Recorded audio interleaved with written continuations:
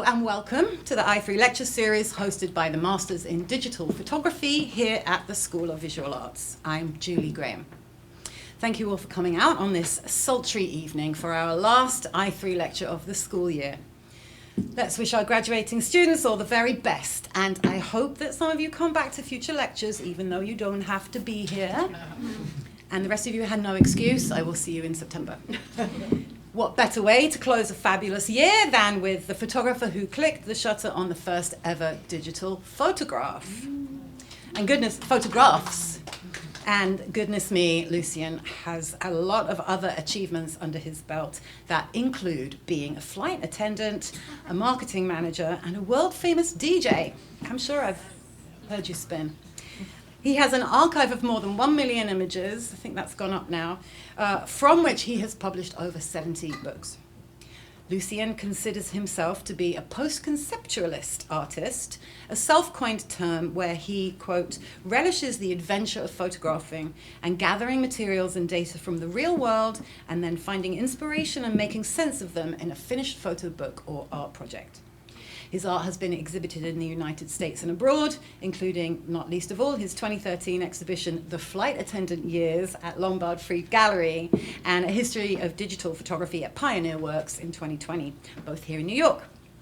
I encourage you to visit his website, and especially to follow him on Instagram, as some of his posts lately have really made my day. So hold on to your hats and give it up for lovely Lucien. Thank you very much. Thank you, Tom, Julie, Marco, and Ang. It's been wonderful working with you, very professional. And don't go to my website, it's under construction. It's really, anyway, so let's get going. Thank you for coming on this very hot day. It's like almost exactly halfway around from my birthday, which is usually the coldest day of the year. So, wow. So you probably got a chance to read this. The part that I really like is the obsessive photographer part, and that's a lot of art speak. If it was up to me, if I'd write something about me, I would just love to photograph and tell stories. So my very first roll of film, Kodak Instamatic camera that my father gave me, was actually a self-portrait. I meant to take it. It's January 1971, which makes me 13 years old in this picture. I had some writing on it. It says de Lucien à Pierrot, which was a friend of mine in Beirut that I hadn't seen for a year after I immigrated to the United States. But I used new media to remove the writing. So that's the very first role I ever took. And self-portraiture is a big part of my practice. And sometimes I say that if I ask somebody else to take the picture, if I'm the one who set it up, it's my camera, it still counts as a self-portrait. That's actually the camera. I still have it. I have about 67 cameras. So I've kept it all. And the second year after that first roll, that's my second roll, I went back to Beirut to visit my aunt and uncle who basically raised me because my parents moved to Saudi Arabia. Can everybody hear in the back well? Okay. My parents moved to Saudi Arabia and left me in their care. And I went back on the second roll of film that I ever shot was a picture of them. Robert, he was also a passionate photographer, not professional, but he took a lot of photos of me. I was going to include them all, but there's just too much to go through. So I was really used on being in front of a camera. So when I ended up being a photographer, it was kind of really easy for me because I have hundreds of photos of me as a little child. But my very first influence in photography was at high school. I had to choose an elective in my junior year, and the choices were home economics, which was basically mostly girls, shop, which was sort of for boys to use tools and things like that, and the third one was photography. Guess which one I took? I wish I could have taken all three. I would have loved to. The teacher was Agnes Fromer. She was a feminist. She was an artist herself. And here I am, like 2 years coming from Lebanon, and ended up in this class where we would go in, and then she would remove all the chairs. The desk would not be in like a row anymore. We'd put them in a circle. So it was a lot of this kind of open dialogue rather than being sort of a didactic teacher. We even would have class sometimes if the weather was nice out in the grass on the campus of the school. I love this photo, the fashion, the handing of the 35mm camera. the cars. So this was Annandale High School in Virginia. So we also had assignments. The first assignment that she gave us was a still life. So this is my first still life. Didn't know what a straight line was back then. These are all little things that we had at home. And funny enough, about 3 years ago, the curator wanted to do a show with me, and she fell in love with this, the naive aspect of it. And, but you know, so on the kitchen table, the light from the sort of this chandelier hanging from the kitchen. So I used whatever I had at the time. And then came this next assignment, which was a self-portrait, which even though I had done one in 1971, I didn't really know that this was a thing that artists do, whether photography or painting or sculpture. So I went home and took a whole roll of film. So this is me in the basement, which is a little lower than street level. With the sunset, I used that time so I can use the lighting. I didn't have any lighting equipment. And I started experimenting. So this is one. Then I set up the tripod. And again, this is a little bit symbolic of how my practice went on for a long time, which concentrated on making an image with something that's in you know, the object or the subject, and letting everything else around be sort of how it is. That's an ironing board in the background. It's actually a mirror that's broken. It's kind of dirty. And the sun is still coming back from that window, but it's hitting me on the back and also hitting the mirror, and the light's coming right back at me. So I was 14 or 15 years old when I took these. Here, this one again is sort of using the shadow so I can create a profile of myself.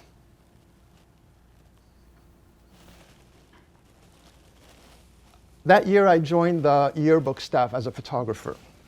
Right next to the darkroom was this room with a big light table where the photographers would cut up their film and everything. And I was in there with my friend Jennifer one day, and I started taking some pictures of her. And at one point, she did this with her hair, and I didn't get it. And I said, hey, can you do that again? So she did this, and that was the photo that came out. Now, the reason I'm showing you this is that the following week, the teacher said she had a friend at National Geographic who's an editor, photo editor, that we would all submit a portfolio, and she would take them to him, and he would sort of jury the whole thing. And a couple of weeks later, she comes back with the portfolios and says, best portfolio, me, and best photograph, me, this one. So I thought at that moment, okay, photography and I are getting along really well. So at the same time, I was also photographing before I even knew what the word muse meant, which I didn't really know about it until '83 when Robert Mapplethorpe, a book came out with Lady Lisa Lyon. And I'm like, oh, there's a concept of muse, but until then I was shooting a lot of my friends. That was Michael in high school, little loony, very funny person. Sandy, again, these are still, I'm like about 15 or 16 years old in these photos. My friend Robin, we would go to Dulles Airport at night because there would be nobody there after 9 p.m. There's no more planes taking off. And I would do photo shoots with him. We couldn't even go like on jetways and stuff because this was before all this security stuff. And that's Jennifer again. That's the same woman with the big hair, and used that oval in the ceiling. We went there to do a photo shoot. She wanted to become a model, so we used Dulles Airport as a background. That's a Saarinen Airport, Aaron Saarinen, as well as the JFK terminal, TWA terminal at JFK. Here we're outside, and I tried to do the hair thing again. That's my dear friend Stephen. Stephen was also my boss. We went to at the Corcoran Gallery of Art in Washington. They had this exhibit where these strands of plastic were down, and he was walking through them, so I grabbed this photo. But the way we got there, this is his car. We used to hang around a lot in that car and go a lot of different places. He was my manager at a disco fashion store in a suburban mall in Springfield, Virginia. One day he had heard about this big building in Georgetown that was being going to be renovated. It was really run down. It used to be the paper mill. It's still called the paper mill condominiums now. This massive building. So we went there with another friend of ours, Lowell, and I did a whole roll of them. I think this was the first time I did a whole roll on a particular subject. And here they were on the roof, and I said, why don't you guys embrace? Because I saw the sun, I said, embrace with the sun between you. And just as about I was to click the shutter, the airplane came through. So I refer to this as my epiphany moment in photography, that where certain elements come in together and create an image that's really powerful. On the way home that day, a clown was going to work. So this is actually, both cars are driving, and it looks like we're still because maybe we're the same speed. But the reason I'm showing this because eventually I would do a lot of work with cars and with people in cars. In 1978, 76 or so, it became untenable for me living at home. I had come out, family was very dysfunctional, so I moved to Chicago. And even though I moved to Chicago, I started meeting friends, new friends, and would do photo shoots with them. This is Sharon. She was a dancer, and she had a lot of wonderful clothes and everything. So we did some like really interesting photographs. Michael.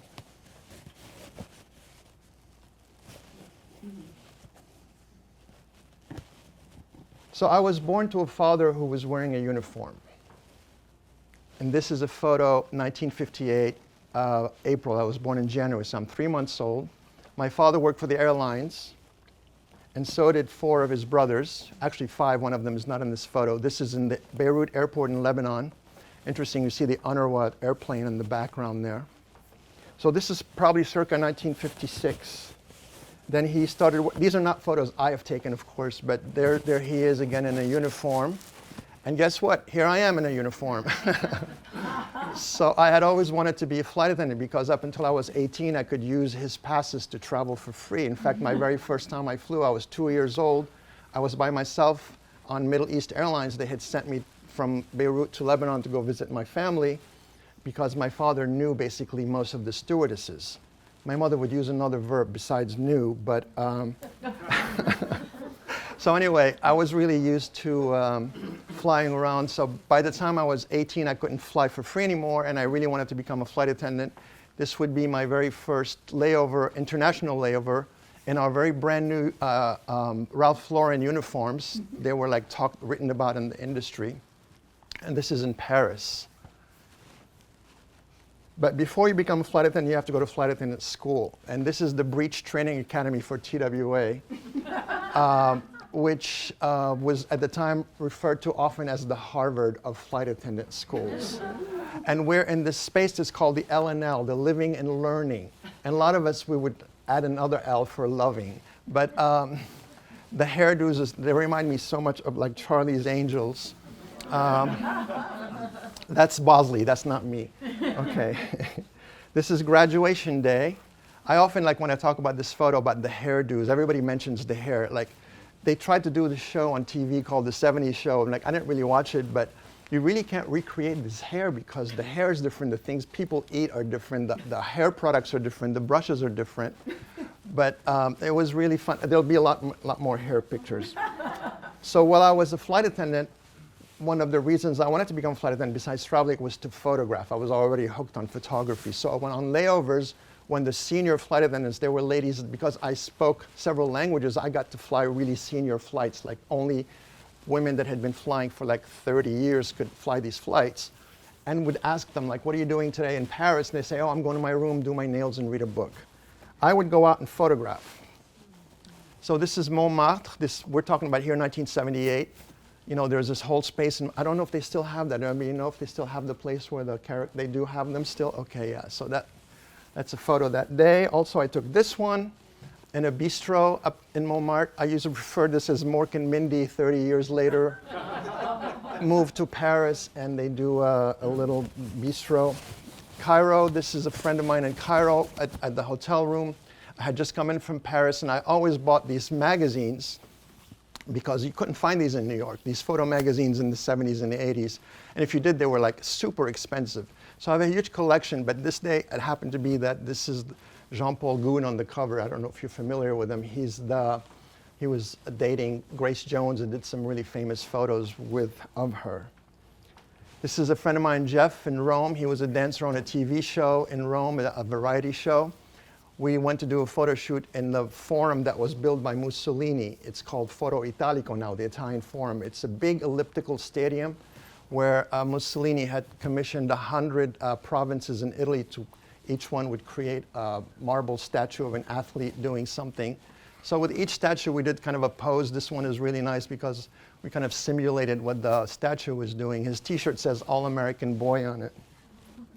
Another friend of mine, Alessandro, I arrived at the hotel. He's there waiting for me and haven't even slept after working all night on the flight. We go to the beach. He loved America, and he used the American flag as his beach towel. Tooling around East London, mischievous kids playing in the park, just hanging out with friends in Chicago. Two friends of mine also, we're visiting Minneapolis. The one on the right is the founder of the Pleasure Chest. And the one on the left was an accountant when I knew him, but he ended up being the director of the Los Angeles Gay Men's Choir. Both of them died a tragic death of AIDS. A little party at NYU, student party. When I lived in Tribeca on White Street, I was on my fire escape, and these kids would come regularly and open the fire hydrant so these cars would get a free car wash when they were turning the corner. Again, cars. So again, when I was in New York and not flying, I would walk around and photograph New York, like this photograph. Does anybody dare to venture where this is? No? This is what it is now. It's the Marriott Marquis in Times Square, basically. So here I put them together. I love like then and now photos. I didn't take that photo. That's from Google Maps. The bottom one, yeah.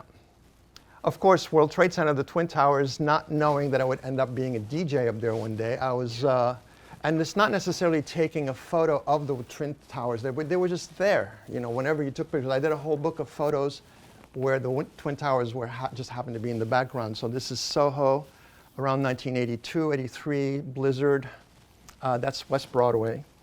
But one night I was coming back home from the nightclubs because I was doing nightclub photography in the mid-'80s, and I had like 4 frames left on a roll. So I went over 1 block from I lived on Sullivan Street. So I went over, this is Thompson Street, and I actually did a portrait of the Twin Towers.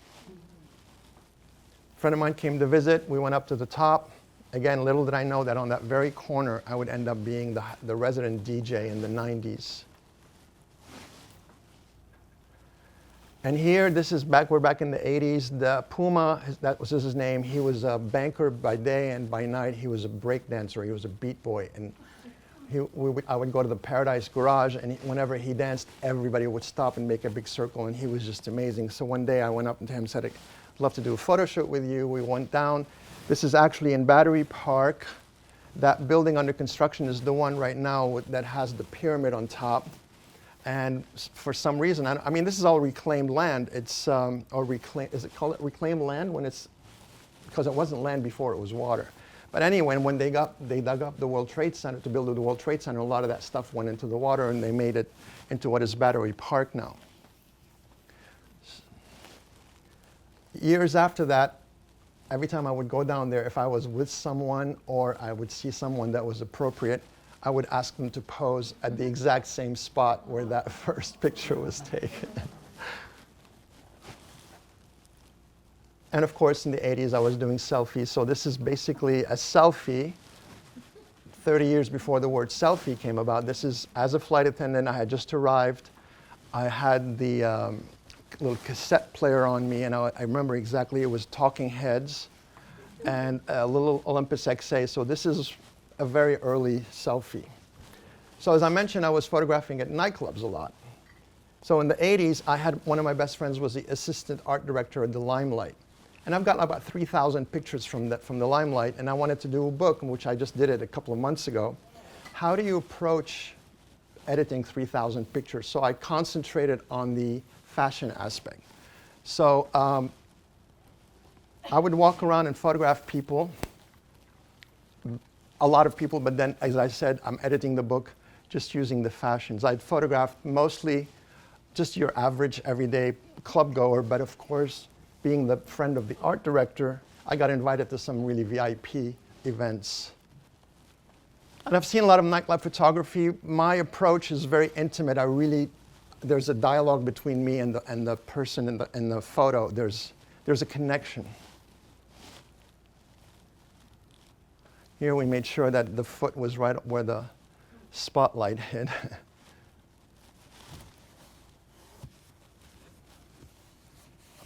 So this was Liberace's birthday party. He had just come from the Rockettes. He had glitter in his hair, and I was walking around photographing, so I go up and I said, "Mr. Liberace, do you mind if I take a picture of you in front of this flower arrangement?" He says, "Sure." We go over there, and just before I take a picture, he raises his hands so I can see the rhinestone rings and the, whatever.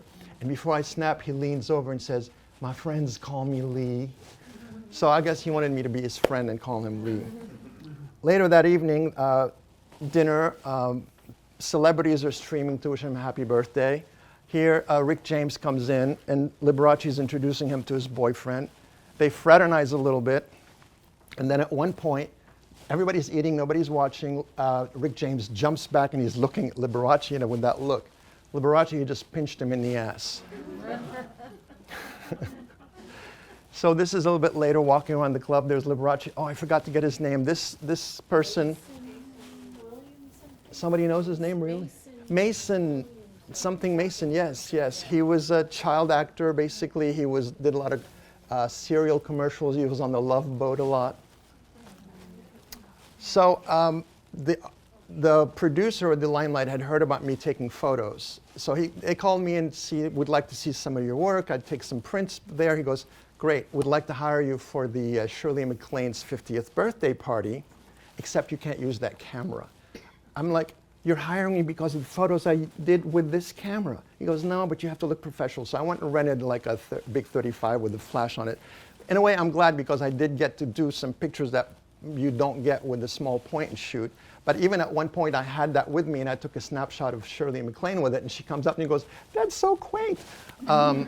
So anyway, that was her 50th birthday party. This is upstairs, the same lounge.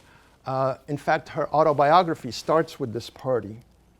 So I'm walking around. There's a lot of celebrities. That's Dolph Lundgren, Grace Jones. The woman is Baroness Sherry von Bernstein. If you Google her, you'll only see pictures of her, photobombing celebrities. So there she is, and she was known for these hats she wore with the big feather. And the reason Grace Jones looks like this because Sherry kept leaning over to talk to Dolph, and the feather would hit Grace in the face. So at that moment, exactly, Grace is going, "Get that woman out of my face." Well, there was another word in there, I skipped it. But again, this is an amazing photograph. It's Sylvester, the disco diva, with Tiny Tim. The woman was escort for Tiny Tim, walking around. They all have like the same hair. And that's Mr. 10½. Does anybody know about Mr. 10½? Mm-hmm. Well, it's about the size. He was the big porn star in the 80s. Sylvester, after he was, performing, I was out photographing. He goes, "Take a picture of me and my boyfriend, please." So that's that. This is Suzanne Bartsch's groundbreaking fashion show with the Limelight. That's John Sex. She had brought in all these wonderful designers from London. Amazing fashion show that really changed the whole nature of fashion shows. Again, I always like to put a little a photo of myself in my books if it's appropriate. So here I am. It was the Fellini party at the Limelight, and they had, told everybody that Fellini would be there, so everybody would really like that he filming. So everybody got really decked out and dressed up and everything. I had a little party in my house before. Everybody came over for a little disco nap, and we dropped our drugs. I was doing mushrooms. I was on the dance floor. I had a baggie of mushrooms. I was eating mushrooms like it was popcorn, so I'm super high. I feel a tap on my shoulder, and I hear, "Do you want to dance?" I turn around, and there's nobody there. I'm like, "Oh, okay, woo," So I keep dancing, and I feel a tap on my shoulder again. I turn around, "Do you want to dance?" There's nobody there, and I hear, "Up here." So I look up, and it was a woman on stilts. And she was wearing these long black pants. So when I turned around the first time, I didn't see her, so I snapped away a photo of her. So by '86, Carl Icahn, the corporate raider, took over Trans World Airlines. And the first thing he did was slash the flight attendant salaries in half, saying this is a women's workforce. They're not the bread earners, so they don't deserve it. So we went on strike. So this is my last photo I took at TWA. That's Brad Bell. He was the union representative. You see on the wall, TWA had a advertisement, find out how good we really are, and there was like a photo of a scab and somebody had filled in with her teeth. So after I left TWA, I didn't have a lot of money to just be, living in New York, so I moved back to Virginia to live with my mom for a year and take courses like liberal arts to get them out of the way in order to go to Rochester Institute of Technology and then focus on photography. So when I went back, I went to visit the high school, my high school, which was like just 2 blocks away from the house, and that's the darkroom where I had my first start. That's the first place where I actually developed film and processed the images. That's Lynn. Lynn was the person who was in charge of the yearbook staff. We were good friends. We're still good friends. And right next to this room is the one that had that light table where Jennifer does that. So I started substitute teaching photography, French, math, and whatever other classes were available. And I started photographing all the kids in high school. So I would do things like this where using photographic materials. He was one of the students, so I said, I want to do a gray card and a color checker. And these kids came as they are. They didn't have to dress up or anything. And they were all skateboarders, so one day I went to the park where they skateboard in my 1972 Cadillac sedan DeVille. So when I left New York to go to Virginia, I didn't have a car, and you need a car there. So I had a hustler friend here who says, I got a car for you, $200. So we take a train to somewhere in New Jersey, really seedy neighborhood that Cynthia and I probably went to photograph here recently. I give him $200 cash, and he gives me the registration for this car and the keys. My mother was just like, you're not parking that in front of the house, Anyway, so as I was photographing, I realized that these kids in the car were the same age. They were all born, I picked all the ones that were born in 1972, and I photographed them with the 1972 car. Also would do things like in the studio. I'm not really a studio photographer. I don't have that patience for that. But I did dabble a little bit. This was a great shoot with this group of 6 friends. And I shot a roll with the wrong setting on the camera. And it all ended up like this. The flash was not in sync. These were such amazing photos. Look at this. Maybe AI can fill them in, I don't know. But so anyway, style and whatever, high school in the mid-'80s. This is the day where they got everybody to do the graduation photo. So this is an ad for Clairol. I never got paid for it. No, just kidding. So yeah, this is pretty amazing. The expressions, the hair, the colors.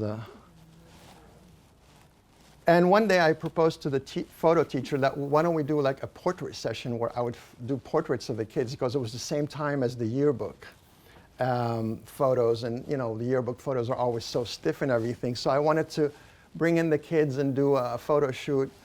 We did some, head and shoulders shots. You won't believe how big it is. That was for the pizza parlor. Anyway, I had the show in Frankfurt, Germany, at the Museum of Modern Art, and the director who curated me was actually, before he became a curator or a director, he was an optometrist.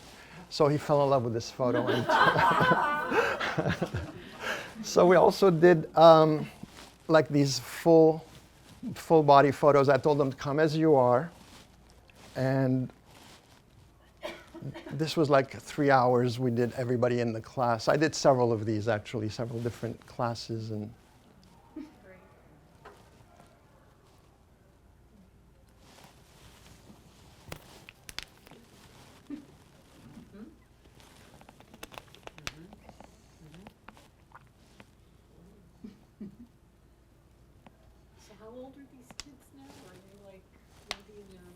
I'm in touch with one of them on Instagram. So that's Lynn. You saw her in the darkroom before. But while I was substitute teaching, because I was substitute teaching for the French classes also, the French teacher and I became friends, and that summer she was asked to do a sort of a summer school for all the students in Virginia who excelled in the language French, in the French language. So it was called the Virginia Governor's French Academy. It took place in an all-girls campus in Stanton, Virginia. And she asked me if I would come and be there, be like in charge of the boys' dorms and like we couldn't speak English. We had to speak French in every possible aspect of every day. So for 6 weeks, only French was spoken. So I went there and I started playing with this is when we had also, they gathered the whole student body to have a portrait done. There was a professional done, but I took advantage to do a selfie with them. But I also played around a little bit. At that time, I started experimenting with this film from Kodak called Technical Pan, which is ISO like 25. It's like, so I had this idea, like if I use this at night and I leave the shutter open and do some things, that it would just be this kind of like wonderful quality where everything's in the background without having to do it in a studio. So this film is so fine, they're super fine, that there's no grain to it whatsoever. And the kids love, you know, cosplaying and doing all kinds of stuff. So I would leave the shutter open, do a flash, shutter still open, so sometimes you would, if there was a light in the background, you can still see a little bit of the campus, and I would walk around them with a flashlight and do kind of these light sculptures.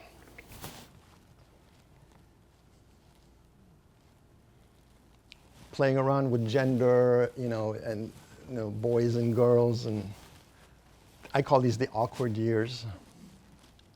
Again, this is one frame where the shutter is open, and I walked around. As she jumped, I would do a flash with my hand.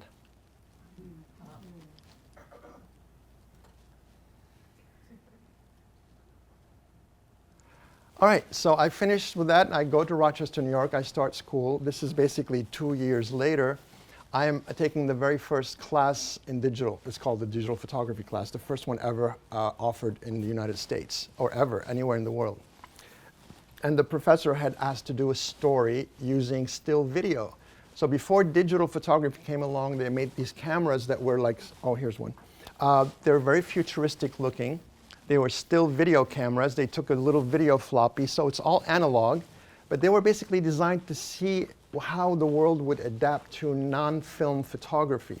So for example, if you're doing a newspaper with the big page that had all these little, you know, products and vegetables, you don't need a lot of resolution, and that had enough to do that. So now you're saving on, you know, processing, on film costs, on time elements, so everything could be done that way.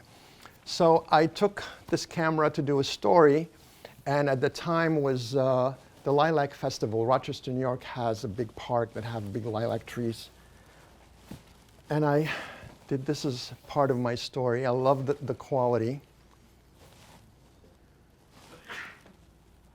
So you can see like the video raster, it's not raster, but like sort of the artifacts. But also there's this weird depth to them also.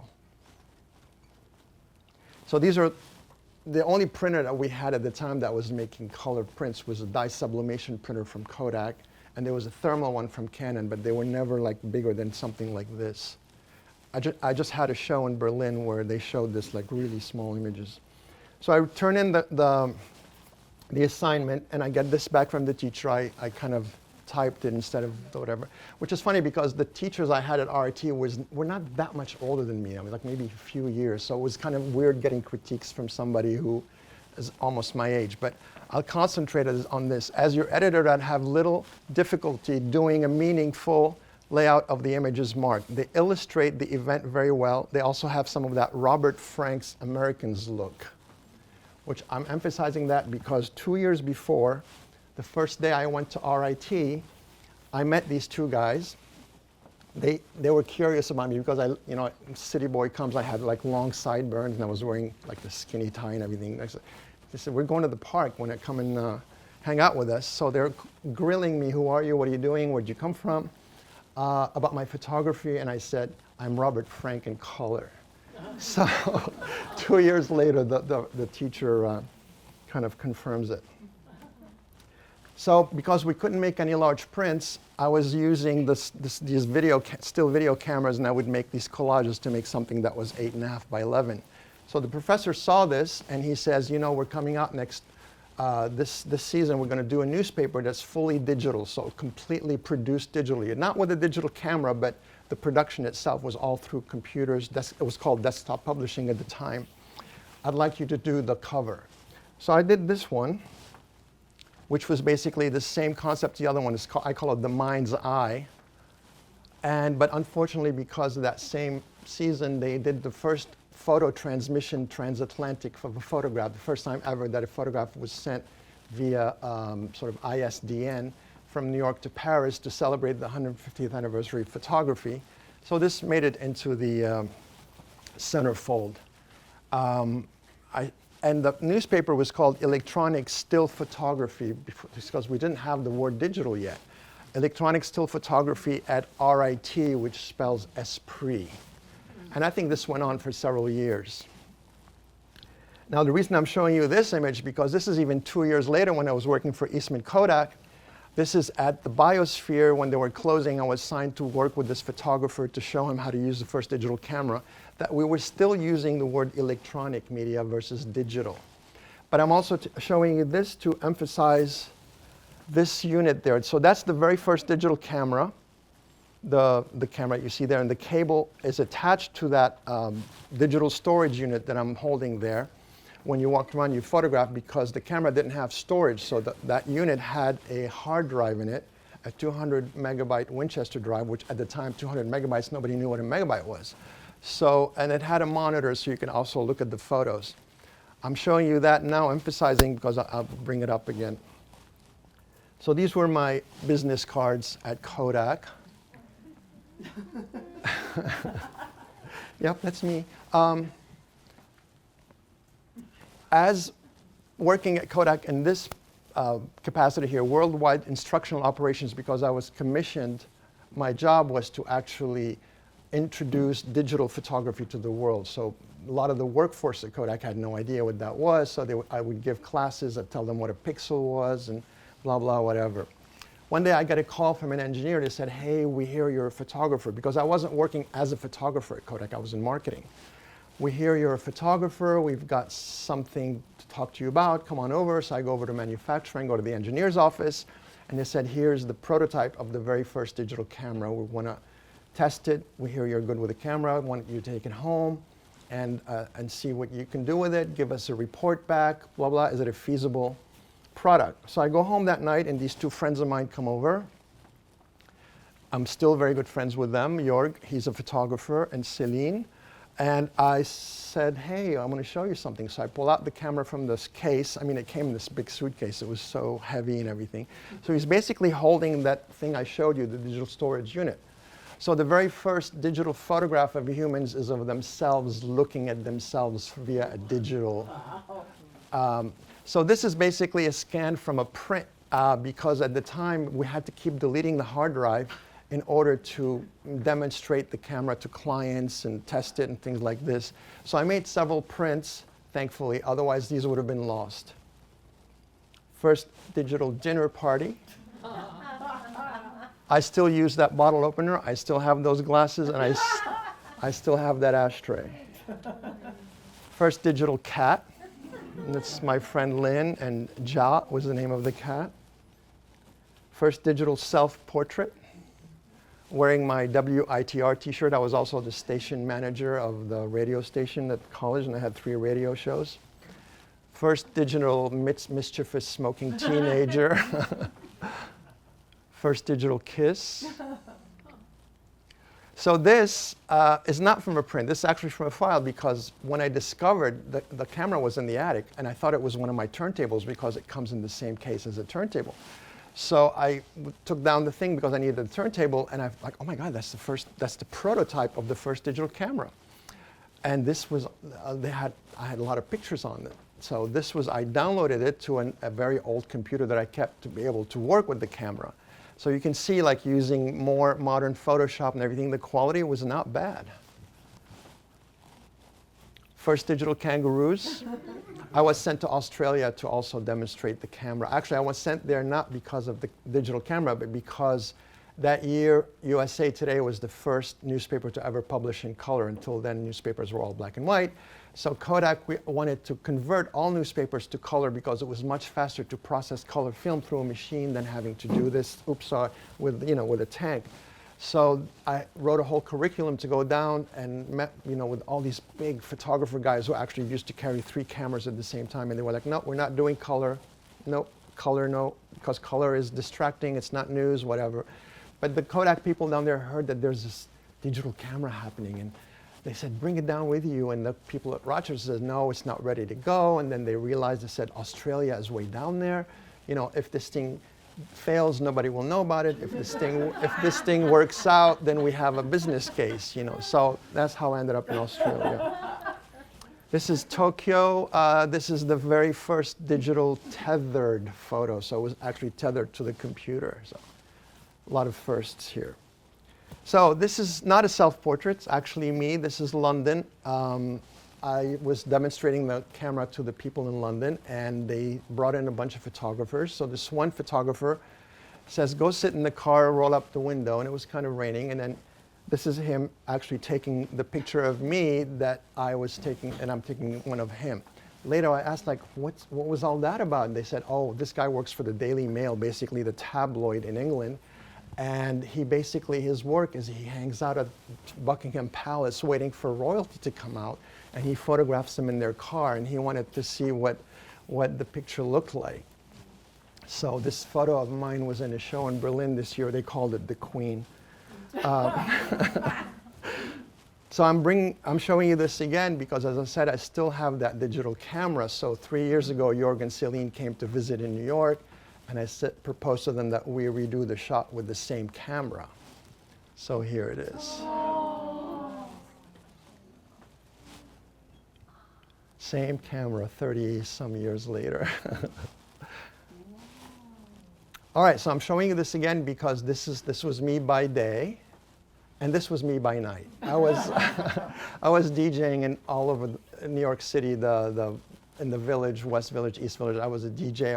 I used the name loungecore DJ because I was sort of one of the pioneers in doing lounge music in the 90s. So yeah, me by day and me by night. Yeah. And finally, this young lady here, and she asked me if I would do, through a friend, if I would do the music for her fashion show.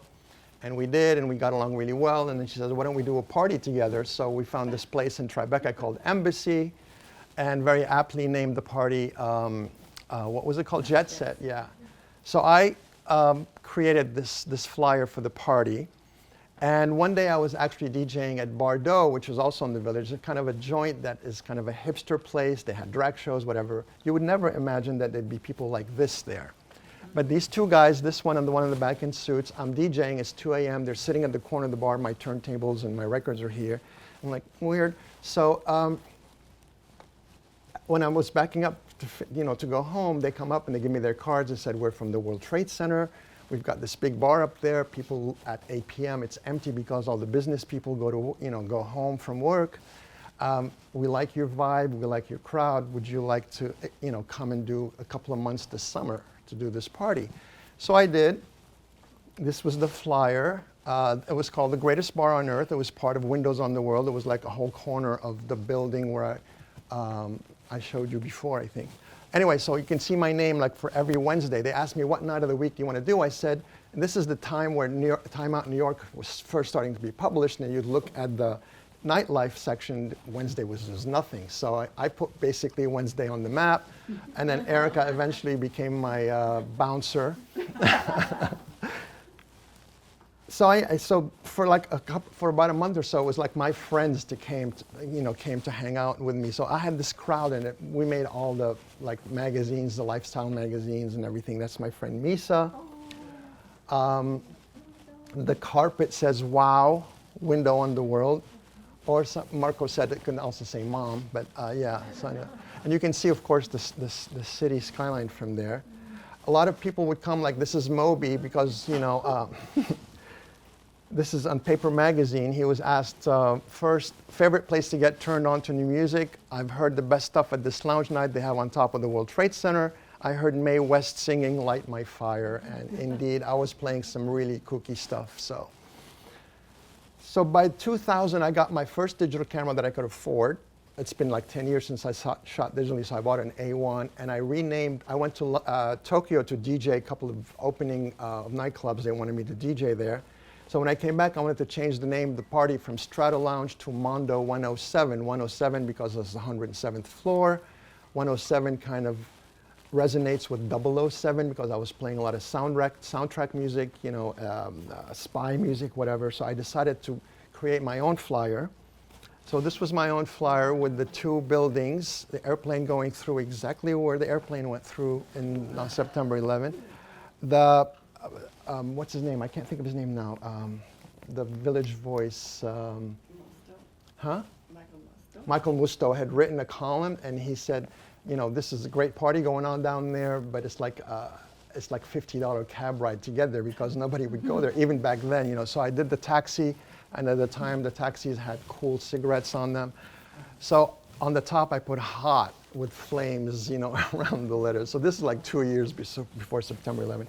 So anyway, with this new, even though I had been shooting like film for a couple of years, that party, when I changed the name, I also started shooting the digital. So this was the Leica A1.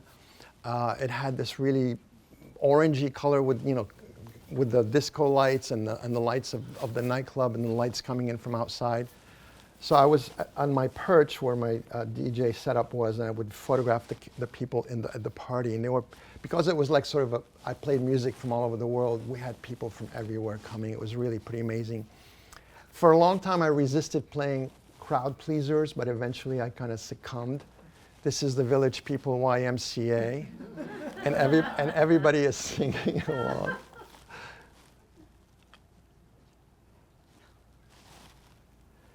A few years ago, a curator asked me if I would be part of a show on Lebanese artists, and we agreed to do a bunch of these photos as a sort of a collage, as a mural. I mean, I didn't want to do just like a photo, so I did this to sort of give this ambiance. And here's a photo of me for scale, but I had never seen Freddy Krueger, so I didn't know that this was a Freddy Krueger outfit. This is a very sad photo. This is actually a Joey. He was one of the busboys, so that's the very last photo I took up there. So this is September 6th, which is a Thursday. On September 12th, I was supposed to be the DJ again on Wednesday night, but there was no World Trade Center at that point. So that's the very last photo I ever took up there. At the same time I was doing all this, I had bought a medium format camera, and I was photographing parties, like house parties, people you know, doing their own parties at home. So I was taking this kind of medium format camera, tripod, lighting and everything, and it was a lot of work. You know, it was like you're carrying a lot of this equipment. This is a party at the, it's called the Theme Restaurant at LAX in the middle of Los Angeles Airport. I was actually DJing there for Lounge Magazine. So I was doing this kind of setup where, again, the person is standing in the middle and everything else is going on, and the around was not under control. I mean, I'm not controlling everything out, just having the people pose or whatever was going on.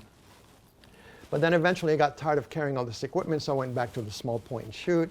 And I just started photographing people's faces close up, and eventually moved on to doing sort of this cheek to cheek. I have a whole Instagram that's just devoted to these. That's basically my sister and my nephew. So I have about 5,000 of these. And about 15 years ago, I did a show in Geneva, Switzerland. I knew you were coming, so that's Erica and her brother.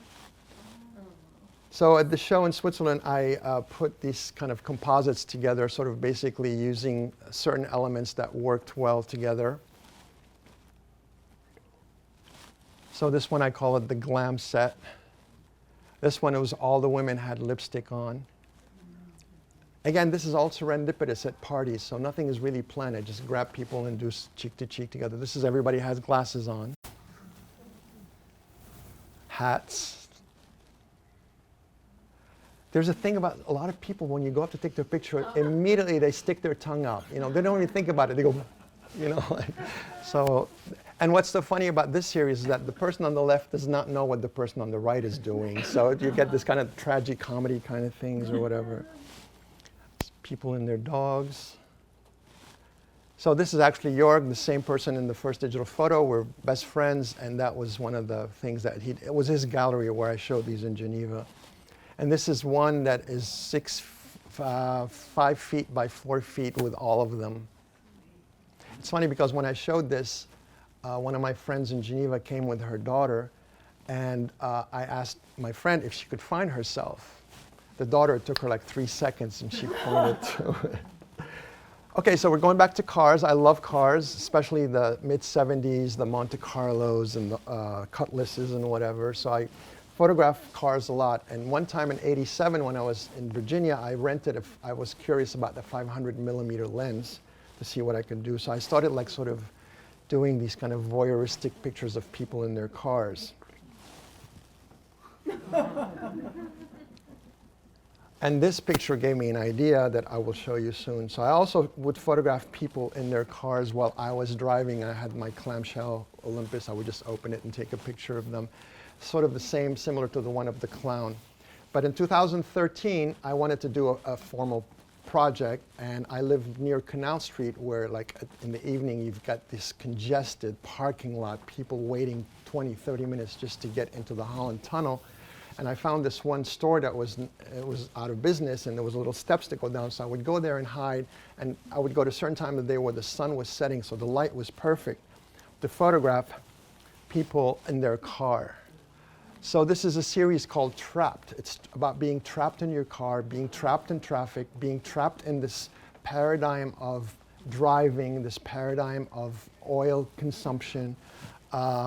So where I'm sitting, the light's coming in, and also if their windows are rolled up, you could see the reflections of the things behind me. Quite often people would actually see me, spot me, and they would look right into the camera.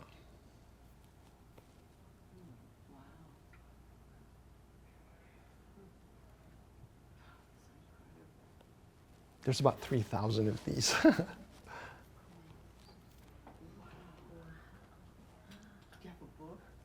Not yet. I'm gonna do one yet.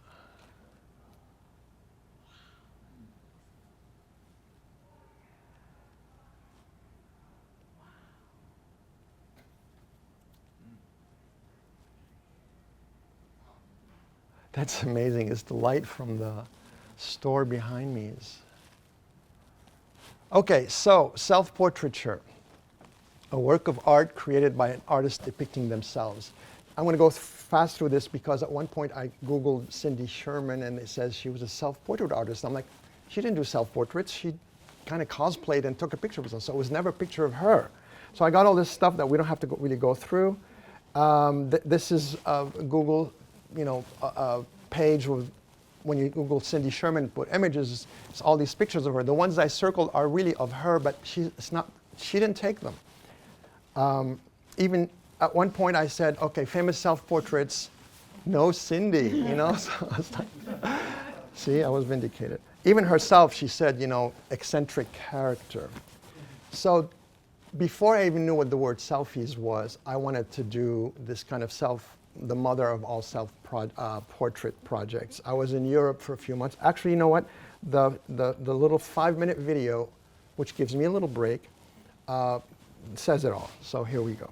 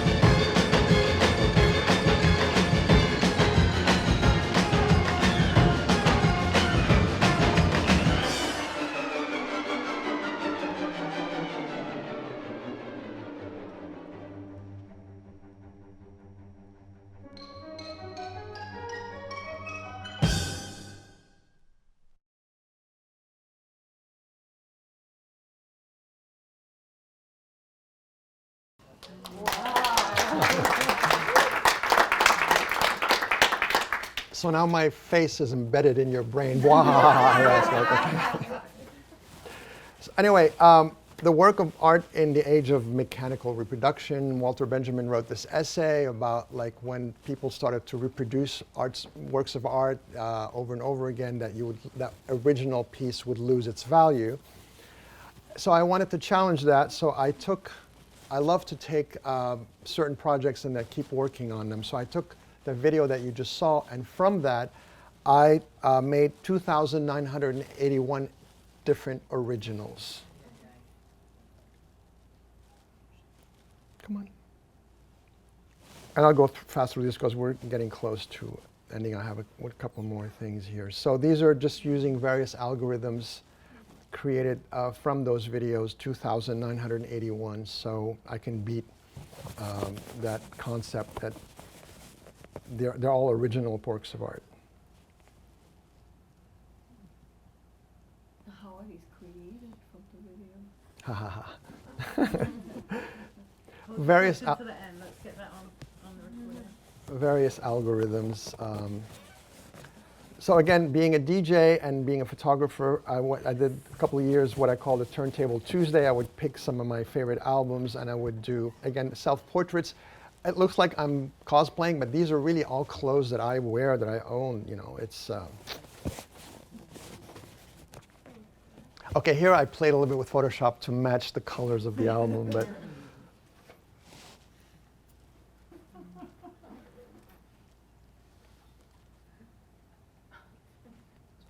This was on that Tuesday, it was the Parkland shooting, and I had this album that had the bullet hole in it, so I acted really sad, and I had the bullet holes all over the image. I really went out that night to a party at Pioneer Works dressed like that. So again, here I was under the weather, so that's the Weather Report album.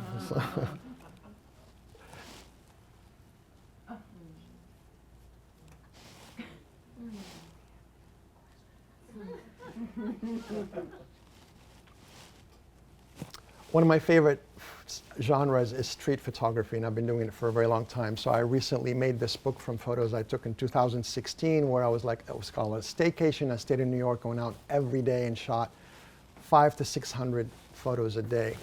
So this book has 350 pages. I'll show you how, for me, making a book is fun because it's also you get to play what's on the two different pages that have a conversation with each other.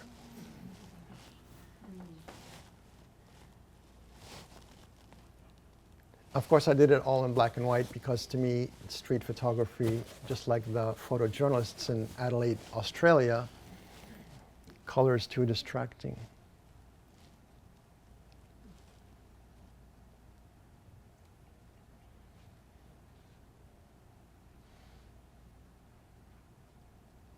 And for some reason, well, there's a lot of subgenres. I photographed a lot of baby strollers.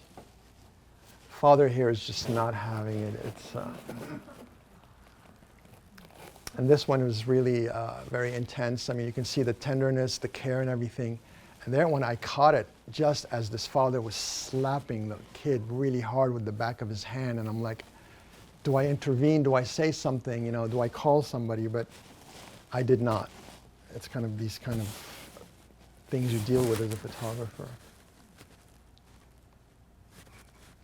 Or this one, for example, this is so intrusive. This is so, I mean, she's trying to reach him and he's got his eyes closed and his heart's closed and she's like, and then what if this becomes a famous photo and then she comes into a gallery and sees this? I mean, what would she think? I don't know, but you know, when Philip Lorca de Corsia did a series where he set up a camera in the scaffoldings in Times Square and photographed people, and then he's selling them for $18,000 a piece, this Hasidic man comes in and says, hey, you're selling my photo for $18,000. So he sued, and then the court said, no, I mean, without street photography, we wouldn't have what we have as a culture. It's part of our civilization. Again, I mean, like, what's going on there? I mean, it's really... It's funny, I was looking at this photo there. I took it of this couple. They were like, really like out of place. And then I'm going through the archive and I see a picture of them at a party I had gone to where a friend was giving. So they're friends of a friend of mine at a party, just coincidentally.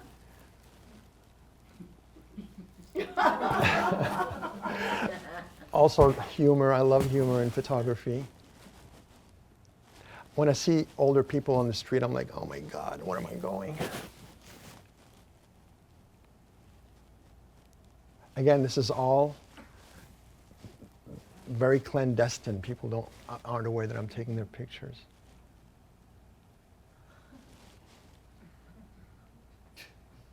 This is within minutes of each other up in Harlem, so both very stylized. And as I said, I always love to take photos of myself during, put pictures of myself if they're applicable within the context of the book. Urban photography, urban scenery. I've also liked to do that quite a bit. Even in the late 1990s, I bought that medium format camera to do the party portraits. I also started doing what a lot of people refer to as new topographics, which came up in the 70s. Photographers who started going away from the classical landscape, but starting to do urban scenery of things that were mundane. In fact, my project back then, I called it the urban mundane. But, and I just finished a book on that, and it's really beautiful. I called it Mr. Eggleston Shores Goes to Europe, because all the photos were in Europe, and Eggleston and Shore are both really famous photographers who kind of participate in that genre. But this is more recent. This is in the last 2-3 years. The book is called Sundry Themes in Urban Photography, where a lot of people are great photo finders. They will go out and walk and drive whatever to find locations and take pictures of them. But I like to go a little step more where you actually utilize the photography. So it's just kind of, it's about seeing. It's about the brain, the eye, and the camera working together to create these kind of these images. This is a collage. These are some of the themes in the book. But so after all these years of my life where I was like shooting from the hip, where the angles were like this and whatever, I really wanted to do something much more formal where, like some of these, I call this photogeometries. I think it's one of my subgenres of just beautiful compositions of the color, the balance, the lines. Again, in a book you do the conversation between the two images. Like this is Berlin, that's in Bucharest in Romania. This is in Stuttgart. I was walking with a friend at night and I saw this. It's actually a water fountain. I said, I got to come and do this in the daytime too, see what it looks like then.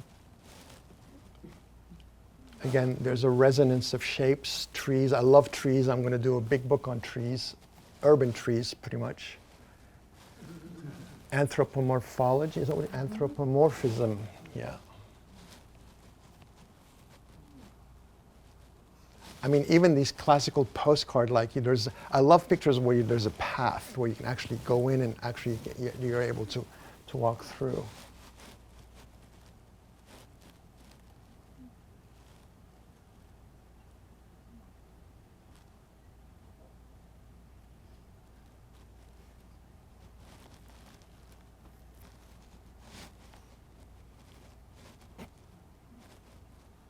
When you take a lot of pictures, you do find things that work together very well.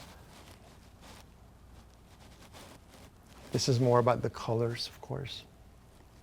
I love 70s font on stores.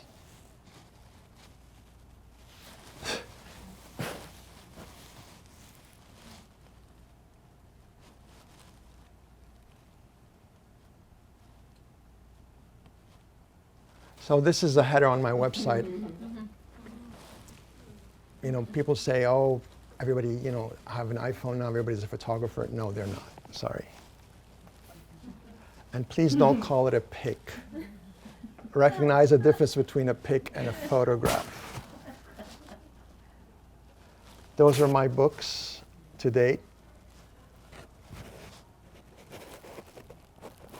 And this finally, you know, after all these years of self-publishing, an editor wanted to publish this book of mine. I put in the QR code if you care to purchase it. It's $35. I don't get a cent out of it. So, but it's a really interesting book that I did 20 years ago of images from the Arab world. They're studio portraits. And I wanted to play with them, so I recreated all these personages and stories from these old photographs. And two are on display right now. It's what? Oh, yes, and I have two from this, thank you. Two images from this book that are on display at a show that Eva had curated in the East Village at Howell Arts. It's up for Pride Month. It's a beautiful salon-style show with tons of work on the walls. It's on First Street and the Bowery, basically. Oh, thank you. Yeah, I wanted to put something in here, but I forgot last minute. Anyway, that's the talk, the official talk.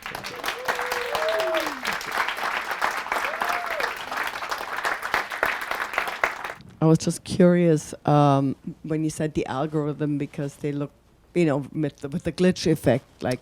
Right. But if it's a secret, it's fine. It's not a secret, really. I was going through a phase. I got an artist residency in Vienna one summer, and I went there and I wanted to do something, and wanted to do something with film because I was interested in film. When I was going to college in the late 1980s, there was this kind of genre of a lot of people were photographing TV screens. So I wanted to do this project where I took 3 of my favorite films that were about filmmaking, which I used Fellini 8½, Godard Le Mépris, and Fassbinder's Beware of a Holy Whore, which all 3 are about making film. And I wanted to isolate certain subtitles and put them together from the 3 films to create a new narrative. But instead of photographing or screen capturing, I created this algorithm where I would take maybe 30 seconds of a clip where the subtitle existed, and I'd have this algorithm that would read the first line of the first screen and the second line from the second screen and create. So you see these kind of scrambled images, but the subtitles were intact.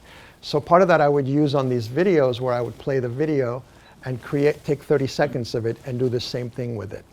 Another aspect of that, actually the ones that you saw here, I had put the film on this was 5 minutes. I put it on the iPad, and I put the iPad on a scanner. So scanners are not designed to scan things that are in motion, but that's what you got. So basically, as I'm spinning around, so you get to see these kind of shapes that were created by my face being in the middle and not moving slightly. There was slight distortion, so it created those things, yeah.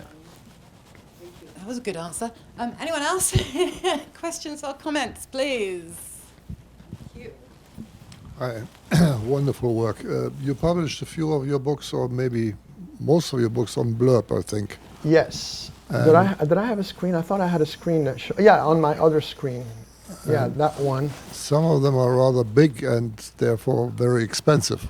They're very expensive. So as I put this on here for people to look, not necessarily to buy. I don't solicit to buy. I make these as sort of art pieces for myself. I basically just buy 2.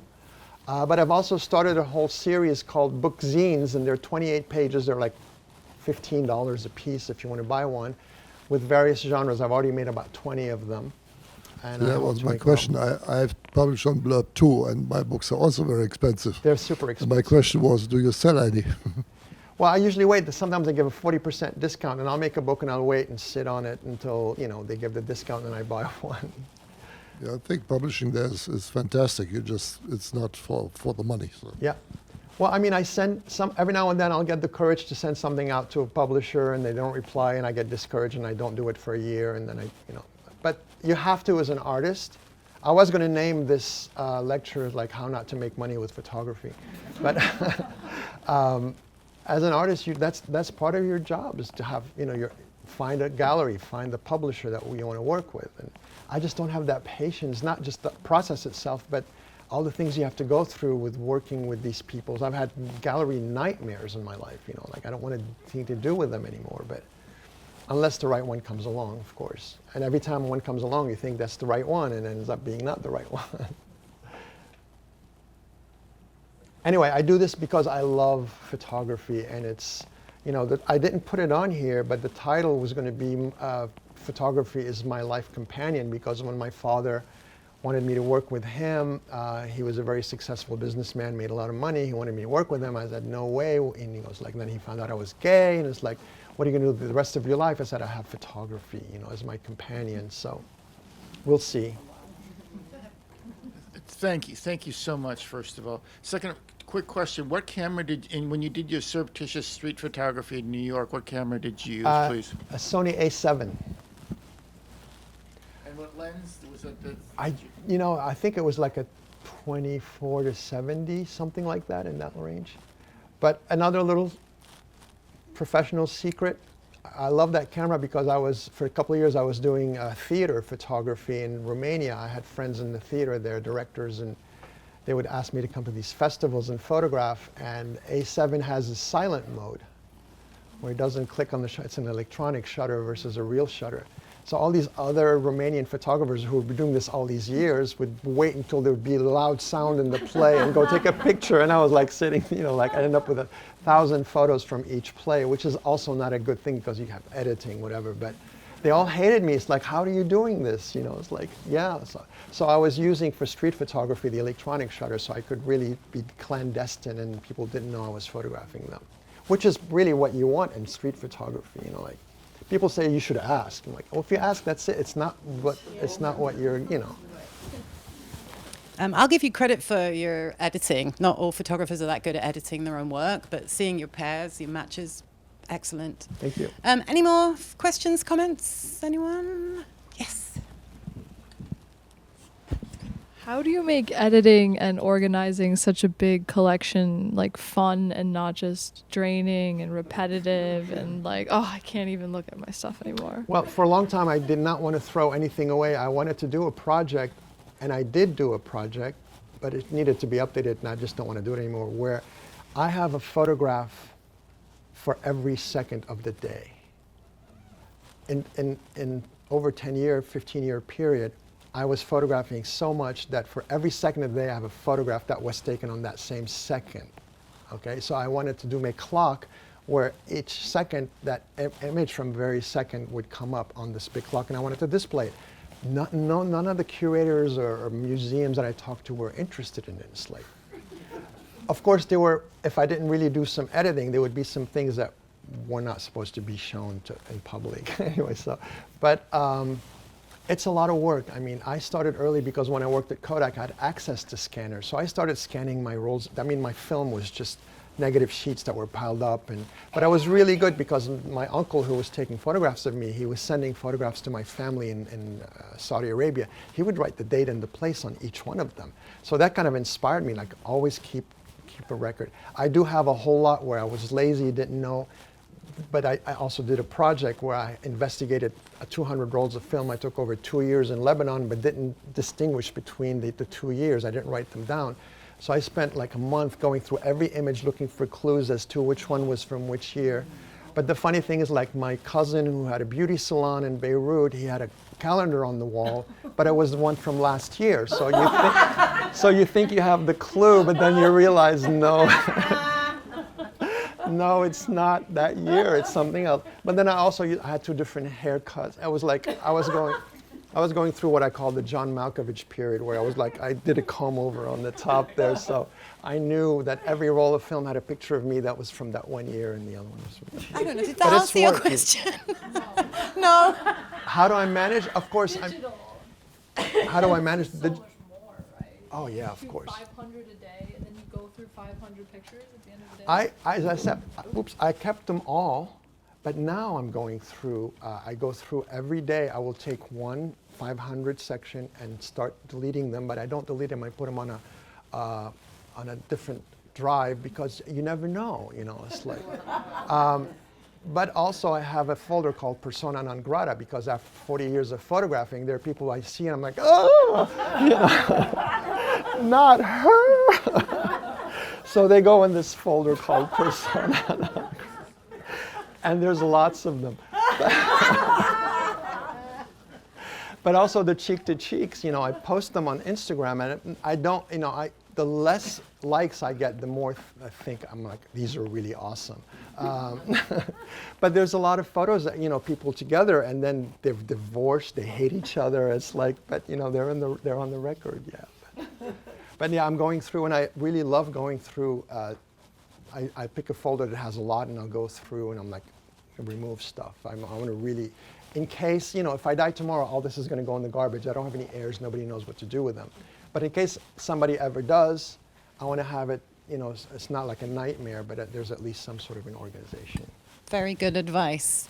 All right, last question or comment? Okay, friends, we will let you go. Thank you, students. Good luck. Oh, thank you, Julie. Thank you. Going out with a bang. Thank you.